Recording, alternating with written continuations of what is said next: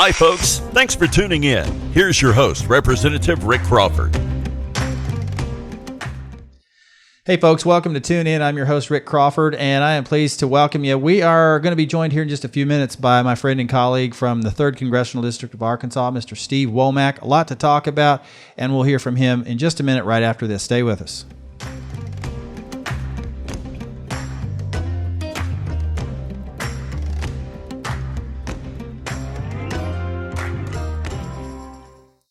And we're back, and with me is my friend and colleague from the 3rd Congressional District, Steve Womack. And glad to have you. Glad you could make it all the way up from the first floor.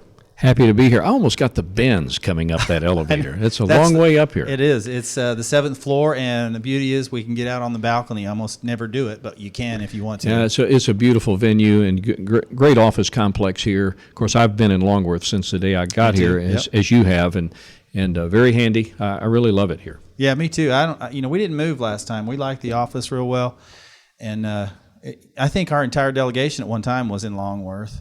I think when you and I first got here, and Tim was here, we were all of us, I think we were all three in Longworth. I think we were. Yeah. Anyhow, listen, we got a lot going on, but a lot to talk about. You're on appropriations. I want you to talk about what your responsibility is as an appropriator, because one of the things that we talk about at home a lot is the diversity of our committee assignments and how that reflects the needs of the state. And I think that's been true and consistent from day one. You're on appropriations. That's important to us. But, we talk about things like sequester, and you're on defense. Okay, so you're on the appropriations committee that really spends the money for defense. So talk about how important that is in your role, what you do on a day-to-day basis. Well, first of all, it's important for people watching that don't pay a lot of attention to the Congress up here to understand the difference between the spectrum of committees that we know as authorizing committees, and that committee sitting over there kind of all by its lonesome called the Appropriations Committee. All of the programs, anything that government does, is typically authorized by committees. Whether it's a transportation committee that you serve on, or ag, or all these authorizing committees, but nothing really happens on the discretionary side of the budget until all of these authorizing committees kind of finish their work, and then the Appropriations Committee actually takes the numbers from the budget given to them, and we call those 302B numbers, and and subdivides this big number across the spectrum of 12 appropriations bills. So you can authorize anything you want to authorize, but it doesn't get accomplished. Nothing happens until it's actually funded. And it's the Appropriations Committee, on which I serve, that funds those. Now, there's a number of people on the Appropriations Committee, and we all have 3 subcommittee assignments, 3 of the 12. So my 3, as you've already mentioned, I'm on defense. That's the biggest one of the bunch. I'm also on in terms of dollars, I'm also on the second largest, Labor, Health, and Human Services and Education. And then my third one, still important but not quite as expensive, is the Financial Services and General Government. So when you look at things from defense, anything regarding defense, or things regarding labor issues, or health and human services, or education issues, then that's in my wheelhouse. And then I've also got the Financial Services General Government piece that covers everything from the IRS and the SEC to the Executive Office of the President, which makes for some interesting legislation. So that's what we do, Rick, is every year we hold hearings, oversight hearings, and then we actually fund those appropriations bills, and then they get marked up in committee just like other bills, and they go to the floor of the House, and then we pass them, and hopefully the Senate does its work too. Let me see if I can put this in an analogy that might make this a little more easy to understand, because it's difficult even for folks that are up here. Exactly. I'm on an authorizing committee. I'm on 2 of them. And 2 very important ones, I might add, ag and transportation. So I would liken this to, say, your kid makes a Christmas list. This is what I'd like to have. Sure. And you say, okay, well, here's the money we have available. We can't accomplish everything you want on your list. You've given us your wish list. We don't have the money to spend on every single thing you want. So here's how we're going to prioritize this, and here's what money's available. Is that a fair analogy? It is, and that's the purest way to define how we do it. We kind of figure out what we'd like to do, and then we take the available money and we apply it until it runs out. Yeah. And so that's a pure way of discussing it. But we make things a little more complicated up here, and particularly now because our appropriations process has kind of run into a roadblock, and we may be looking at a continuing resolution or some kind of an omnibus bill at the end of this fiscal year to just keep government running. So in a perfect world, we would go through that whole process: budget, appropriations, conference committees on the Senate and the House versions, and then come up with something that we can all like, a conference report, get it on the desk of the president, and everybody lives happily ever after. But it's never that easy. It's not happening that way. Okay, let me bring this down to why this is important. Hack D, House Appropriations Committee on Defense. Right. Not an accident that you're on that. Okay, first off, you're a veteran, Colonel, National Guard, Arkansas National Guard. You've been deployed. Your defense credentials are impeccable. So it's no accident that you're on that committee. And vice chair, very important to us in Arkansas. Not vice chair on defense, vice chair on labor H. Okay, my mistake.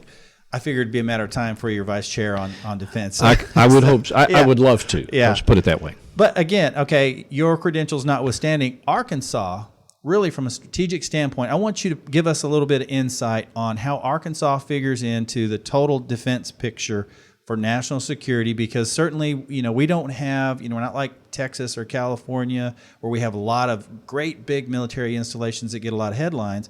But from a strategic standpoint, Little Rock Air Force Base, Camp Robinson, Fort Chaffee, a lot of elements there that make us, and Pine Bluff Arsenal, our defense industry. Talk about that and why Arkansas is really a strategic element. Well, Arkansas, as we all know, is a small state, and so therefore it doesn't have a major footprint on virtually anything other than perhaps retail, because Fortune 1 is located in Arkansas, and some other businesses. But at the defense level, and you've already mentioned them, we've got just a fascinating C-130 training base out of Jacksonville Air Force Base, Little Rock Air Force Base at Jacksonville. So we have tremendous lift assets there and a training base for C-130s. You've already mentioned the Pine Bluff Arsenal and Fort Chaffee and the Ebbing Air Force Base there, what we know is Ebbing Air Force Base, where we have the 188th, used to be the Tactical Fighter Wing, now it's the 188th Fighter Wing that deals with instead of manned aircraft, it's drone aircraft. It's a remotely piloted aircraft mission where we've literally going to have people in Fort Smith, Arkansas, in a very secure environment with joysticks commanding and controlling aircraft, unmanned aerial platforms, somewhere else, dropping... Could be anywhere. Anywhere. Yep. Dropping very serious payloads on very important targets all around the world. Right. And be home at night to have supper with their family or go out to watch the kid play the basketball game. Right. It's a different way of executing combat today, particularly from the skies, but that's how important and engaged the 188th is out of Fort Smith. Now, I mentioned Chaffee because so much of what we do, Rick, as you know from your background as an Army guy, is that we do a lot of joint work anymore. So Special Operations Forces work with our friends in the Air Force. So there's so much jointness about what we do anymore in the military.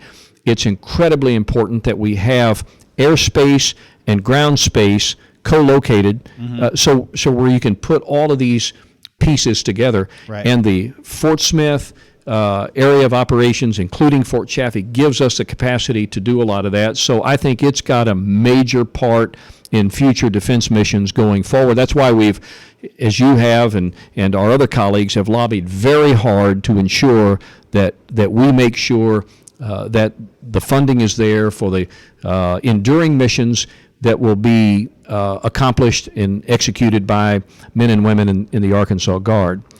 So Arkansas is a big footprint. And then I haven't mentioned the fact that we've got a major defense industrial base down at Camden. Right. A lot of people just forget about that, but we've got some major players down there.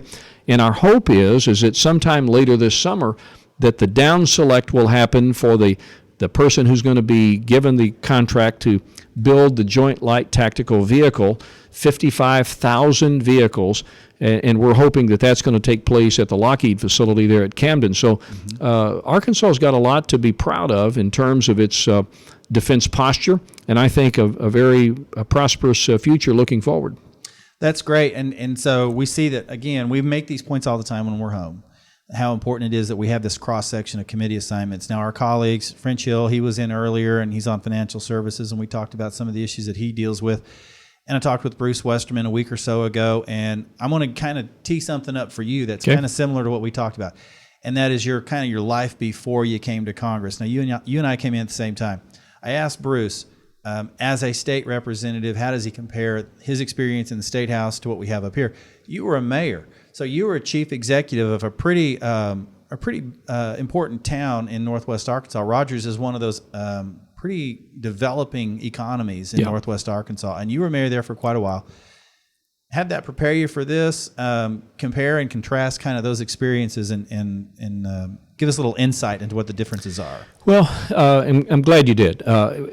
There's a huge difference between serving in the executive branch of government and serving in the legislative branch. So I'm sure the transition for Bruce was a little easier for him because he went from one legislative arena to a little bigger legislative arena. I went from an arena where actually we could conceive of an idea and basically execute on that idea in a matter of days, if not hours, and actually get things done because in the executive branch you can make the organization respond to the needs of the community.